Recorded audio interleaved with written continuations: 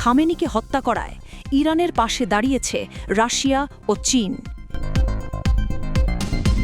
ইরানের সর্বোচ্চ নেতা আয়াতুল্লাহ আলী খামেনি নিহত হয়েছেন, আর তার মৃত্যুর পর থেকে পুরো পৃথিবী যেন নতুন করে দুই ভাগে ভাগ হয়ে যাচ্ছে।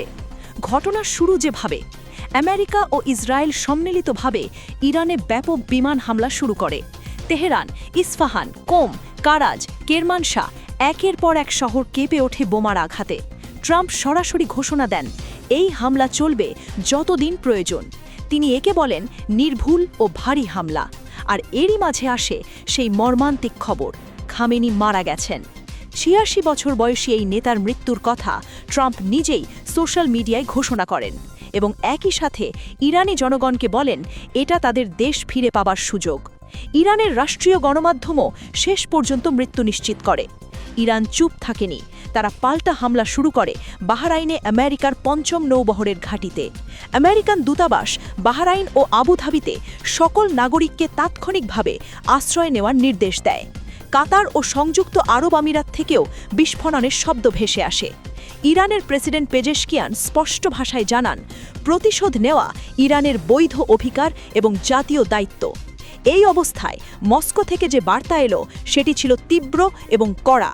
রাশিয়ার পররাষ্ট্র মন্ত্রণালয় এই হামলাকে সরাসরি বলল পূর্ব পরিকল্পিত, অপ্ররোচিত এবং একটি সার্বভৌম জাতিসংঘ সদস্য রাষ্ট্রের বিরুদ্ধে সশস্ত্র আগ্রাসন।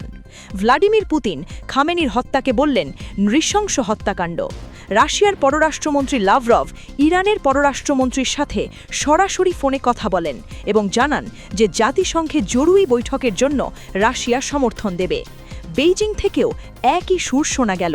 চীনের পররাষ্ট্রমন্ত্রী এই হামলাকে বলেছেন সম্পূর্ণ অগ্রহণযোগ্য এবং অবিলম্বে যুদ্ধবিরতির দাবি তুললেন। কিন্তু এখানেই প্রশ্ন জাগে, রাশিয়া ও চীনের এই সমর্থন কতটা আসলে কার্যকর? কারণ রাশিয়া এই মুহূর্তে নিজেই ইউক্রেন যুদ্ধে জড়িয়ে আছে। তার সামরিক সক্ষমতা এখন অনেকটাই পরিশ্রান্ত।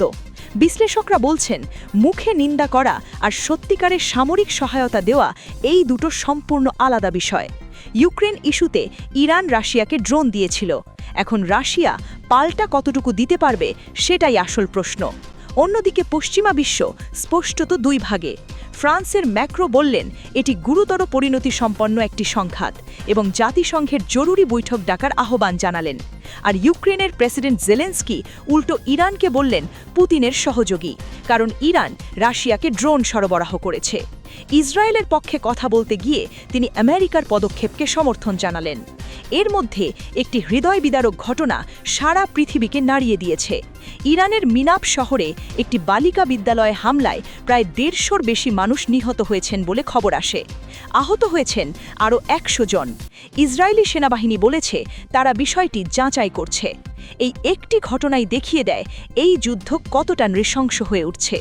এখন পৃথিবী যেন দাড়িপাল্লার দুই দিকে ভাগ হয়ে গেছে। একদিকে আমেরিকা ও ইসরায়েল, অন্যদিকে ইরানের পাশে রাশিয়া ও চীন। মুখের কথায় সমর্থন আছে, কিন্তু রাশিয়া বা চীন সত্যিকারের সামরিক হস্তক্ষেপে নামবে কিনা সেটা এখনও অনিশ্চিত।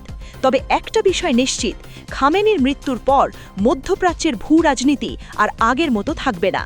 ইরান এখন নেতৃত্বশূন্য, ক্ষুব্ধ এবং প্রতিশোধের পথে। আর বাকি পৃথিবী উদ্বেগের সাথে দেখছে এই যুদ্ধ আরও বড় আকার নেয় কিনা।